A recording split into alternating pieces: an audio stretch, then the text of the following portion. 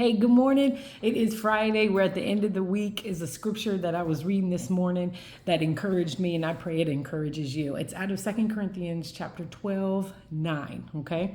It's a couple verses, so bear with me.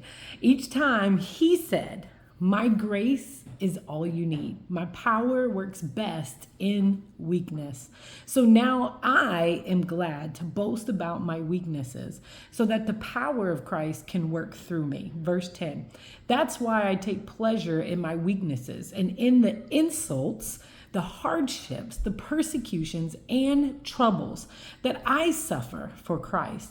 For when I am weak, then I am strong. How many of y'all have had those moments where you have had issues or struggles or situations or things that have just bothered you and you wanted them to move? You've prayed for them to move and they are still there, whether it's things, whether it's people, whether it's places, right? Listen, God's grace is sufficient. Paul had experiences and visions in his life more than most people, right? But in the midst of it, right, he learned how to count it all joy. In the midst of it, he knew there was purpose for what he went through.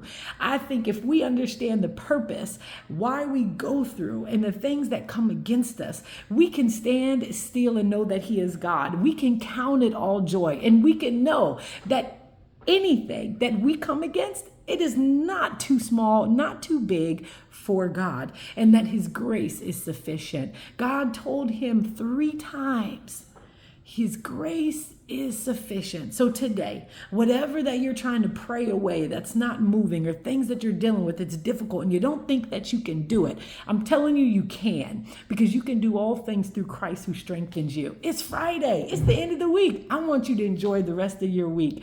So know that his grace is sufficient. And in the very weakness that you have, guess what? His power is made perfect. That's mean he's going to do the best work in those times that we can just humble ourselves and give it to God. God bless you. Have a wonderful weekend.